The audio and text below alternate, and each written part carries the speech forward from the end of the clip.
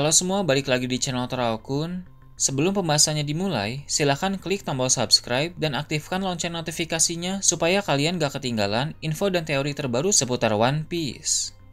Buat kalian yang mau informasi tambahan soal SBS atau databook, kalian bisa follow Instagram Toraokun. Di sana admin akan memposting soal SBS, databook, dan berbagai teori singkat. Sekarang lanjut ke pembahasan. Full One Piece Chapter 1140 telah muncul di berbagai forum. Dalam video kali ini, channel Toraokun akan menjelaskan berbagai hal menarik pada chapter kali ini. Pada pembahasan sebelumnya, kita hanya diperlihatkan sekilas-sekilas saja pertarungan antara Luffy melawan Gaban. Kini detail dari pertarungan itu akhirnya diperlihatkan dengan sangat jelas. Tak hanya Luffy saja, Zoro juga terlihat memantau pergerakan Gaban dan juga akan ikut bertarung. Saat Gaban menantang Luffy untuk bertarung memperebutkan kunci, Luffy sebenarnya tidak mengerti alasan pria tua itu melakukan hal tersebut. Namun Luffy tetap menerima tantangan dari pria tua itu. Zoro yang melihat Gaban menantang Luffy pun langsung teringat kata-kata Kallen beberapa waktu yang lalu. Saat itu Kallen bilang bahwa ayahnya sangat kuat walaupun dia manusia biasa. Luffy pun mulai mengeluarkan tangannya untuk merebut kunci dari Gaban, tapi tentu Gaban bisa menghindarinya dengan mudah. Tak mungkin bisa merebut kunci dari orang sekuat Gaban dengan cara biasa seperti itu. Di sana Luffy mulai merasa kesal. Dia segera melompat mendekati Gaban dan mencoba untuk mengambil paksa kunci itu dari jarak yang lebih dekat. Namun Gaban melapisi kunci itu dengan haki dan memukul Luffy dengan kunci tersebut. Ketika kunci berlapis haki itu mengenai Luffy, tercipta efek petir hitam dan si topi jerami itu pun terpental ke lantai. Melihat itu membuat Rod dan Nami menjadi agak panik. Untuk Rod, dia memang sudah tahu bahwa Gaban merupakan sosok yang sangat kuat. Sedangkan Nami yang belum tahu identitas asli dari Gaban sangat terkejut karena bagaimana mungkin seorang pria tua bisa membuat Luffy terdesak seperti itu. Luffy pun bangkit kembali dari puing-puing di lantai dan memanjangkan lengannya ke arah Gaban secara beruntun. Mirip seperti saat dia melakukan teknik Gomu-Gomu no Gatlingan. Tapi lagi-lagi itu bukan masalah, sebab Gaban bisa mengelak dengan gesit. Gaban lalu bilang topi jerami Luffy sangat bagus dan cocok untuknya dibanding dia memakai helm khas Elbaf. Luffy pun menanggapi Gaban dengan berkata bahwa tentu saja topi itu cocok untuknya karena topi tersebut merupakan harta berharga yang Shanks titipkan. Gaban menanggapinya dengan bilang rupanya Shanks adalah orang yang pelit karena ternyata dia tidak memberikan topi itu kepada Luffy, melainkan hanya menitipkannya saja. Mendengar Shanks dikatai seperti itu membuat Luffy marah dan meminta Gaban untuk diam jika tidak tahu apa-apa tentang Shanks. Gaban pun tertawa karena tanpa Luffy ketahui sebenarnya Gaban telah lebih dulu mengenal Shanks dibanding Luffy. Tiba-tiba Gaban memasukkan sebagian kunci besar itu ke dalam mulut Luffy sehingga kepala karet Luffy menjadi berbentuk seperti kunci. Kemudian Gaban pun segera mengeluarkan dua kapaknya yang menjadi senjata andalannya. Dua kapak itu merupakan senjata yang telah dia pakai selama puluhan tahun dan mengukir banyak sekali cerita menakjubkan pada masa lalu. Zoro yang menonton duel mereka pun cukup terkejut ketika melihat Gaban mengeluarkan benda itu. Gaban pun lalu memakai teknik serangan bernama Yasao Takeru atau yang bisa diartikan sebagai pasukan prajurit ganas. Zoro bisa melihat bahwa serangan itu sangat berbahaya sehingga dia pun berteriak menyuruh Luffy untuk menghindar. Luffy sendiri juga bisa merasakan adanya haki yang sangat kuat dari serangan Gaban itu, sehingga dia menjadi khawatir dan ekspresi mukanya menjadi sangat konyol. Teknik dari Gaban itu menghasilkan serangan yang besar dengan beberapa tebasan beruntun dari kapaknya. Salah satu menara di kastil Aurus pun hancur ketika terkena serangan dahsyat tersebut. Luffy pun mencoba untuk menghindari teknik itu, tapi dia juga mengalami kesulitan, sehingga dia hampir tak bisa mengelak dari semua serangan itu.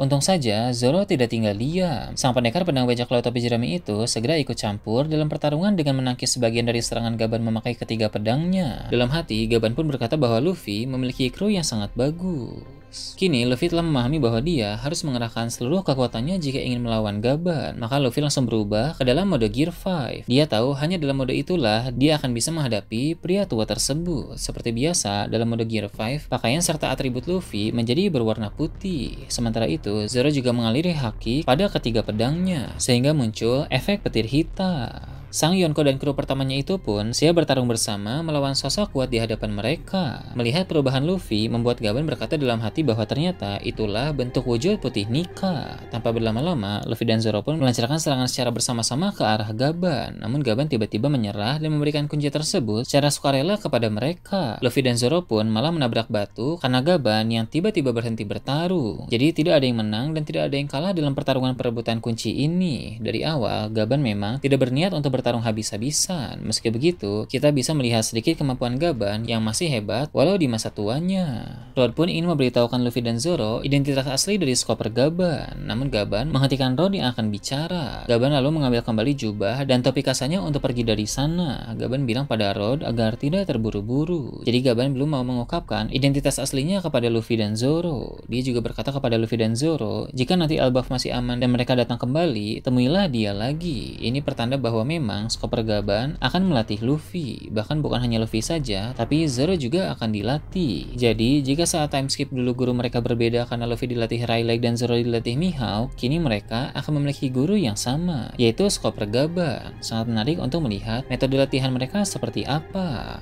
Lucunya, Luffy bilang mereka tak mau bertemu kembali dengan Gaban. Itu mungkin karena tadi Gaban sempat berkata bahwa Shanks adalah orang yang pelit, sehingga itu membuat Luffy masih merasa kesal. Meski begitu, Luffy tetap berterima kasih atas kunci yang dia berikan, dan nanti Luffy juga pasti akan bertemu dengan sosok itu lagi. Gaban pun berjalan pergi sambil tersenyum dan muncul kilas balik singkat saat pertemuannya dengan Shanks kemarin. Saat itu, ketika Shanks berbicara tentang Luffy, Gaban bertanya apakah Shanks benar-benar berharap Gaban akan mempercayai bocah tersebut dengan mudah. Shanks lalu tertawa dan bilang Gaban bisa melakukan apapun yang dia suka. Nah, karena kini Gaban telah melihat Luffy secara langsung dan menguji sedikit kemampuannya, sekarang Gaban sudah percaya kepada bocah itu. Kemudian cerita beralih ke sekolah Walrus. Di sana anak-anak raksasa bilang kepada guru mereka yang bernama Ench bahwa mereka melihat adanya seekor burung misterius di udara. Ketika Ench ingin melihat burung yang mereka maksud, burung tersebut sudah tidak ada. Burung itu tentu adalah burung tanda panah yang diciptakan oleh Gunko. Saat ini, Gunko dan Shamrock telah berada di hutan dekat sekolah Walrus. Mereka mendarat di sebuah cabang pohon besar. Shamrock pun bilang dia terkejut karena Elbaf ternyata memiliki sekolah. Kemudian Gunko mengangkat tangannya dan menciptakan lingkaran sihir. Petir hitam pun menyambar lingkaran sihir tersebut dan dari sana muncul dua kesatria suci. Pertama ada Somers dari keluarga Shepherd atau keluarga yang sama dengan Gorosei Jupiter. Somers adalah seorang pria parubaya yang memakai sebuah kacamata dan memiliki rambut yang panjang serta jenggot berbentuk silang. Dia sedang duduk di kursi mewah dan di sampingnya ada koper pakaian. Saat ini dia sedang berbicara dengan seseorang melalui denden mushi. Di sana dengan denden mushinya dia berbicara dengan seseorang mengenai barang-barang tertentu dan persediaan makanan untuk para Tenryubito. Namun karena dia sudah muncul di Elbaf secara tiba-tiba, maka panggilan denden mushi itu pun terputus. Kedua, ada Gillingham dari keluarga Limosif. Gillingham muncul dalam keadaan yang lebih menarik, sebab dia datang dengan mode hybrid dari kekuatan buah iblis Zoan mitologi Kirin, makhluk mitos dari Jepang dan Tiongkok. Bentuk hybrid Gillingham ini ditampilkan berkepala mirip kuda dengan leher dan surai yang panjang. Dia juga mempunyai dua tanduk dan dua kumis. Kekuatan buah iblis Kirin milik Satria Suci yang satu ini tampaknya telah mencapai tahap awakening, karena ada selendang awan putih di sekitar lehernya. Dia juga memakai helm gelembung di kepalanya seperti para Tenryubito pada umumnya. Jadi dapat diketahui bahwa di antara para kesatria suci ada yang merasa perlu memakai gelembung dan ada pula yang merasa tidak perlu. Sementara itu, Somers bertanya kepada Gunko mengapa dia datang ke ruangannya. Dia belum sadar kalau sebenarnya dialah yang sudah dipanggil ke Pulau Elbaf. Gunko pun membalikkan badan karena merasa malu melihat Somers yang belum berpakaian lengkap. Kemudian Somers juga melihat Shamrock ada di sana. Lalu tiba-tiba Somers dan Gillingham sama-sama terkejut karena sadar bahwa mereka telah berada di Pulau Elbaf. Rupanya teknik summoning dengan lingkaran sihir bisa memanggil kesatria suci secara mendadak tanpa perlu mereka bersiap terlebih dahulu, sehingga mereka secara otomatis akan langsung berpindah ke tempat di mana mereka dipanggil. Shamrock pun bertanya mengapa ada dua kesatria suci yang muncul dari teknik summoning itu, padahal dia hanya membutuhkan satu orang kesatria suci saja. Namun ternyata itu karena Shamrock harus segera kembali ke Mary Joyce. Gillingham bilang dia mendengar bahwa Shamrock mendapat perintah dari pihak atas untuk ke sana. Kemudian Somers pun berkata, jadi inilah negeri para raksasa. Somers juga bertanya kepada Shamrock apakah dia kesini untuk mengunjungi makam Harald. Dari perkataan Somers, sepertinya Raja Harald ada hubungan rahasia dengan pihak pemerintah dunia, sehingga Somers bertanya apakah Shamrock mau mengunjungi makam Harald atau tidak. Di halaman terakhir chapter ini, diperlihatkan pemandangan menakjubkan yang menampilkan 4 kesatria suci di atas cabang pohon besar sedang mengamati sekolah Walrus. Kali ini, Somers sudah berpakaian lengkap. Dia memakai seragam militer dan membawa pedang dengan gagang berduri. Somers pun mendapat penjelasan dari Shamrock dan Gunko, sehingga dia tahu tugas mereka adalah menangkap anak-anak raksasa dan membawanya ke Mary Joyce. Tapi dia juga mengeluh karena dia yakin ukuran para bocah itu terlalu besar. Gillingham lalu bilang, anak-anak itu juga tidak bisa dibawa berteleportasi melalui lingkaran sihir. terakhir. Di sini dikonfirmasi bahwa lingkaran sihir itu bernama Abyss. Mengapa anak-anak raksasa tidak bisa dibawa melalui Abyss? Karena anak-anak itu tidak memiliki tanda. Jadi nanti mereka harus dibawa dengan kapal. Gunko pun kesal dan bilang Gillingham adalah seorang pemalas, sehingga hal seperti itu saja membuat dia mengeluh.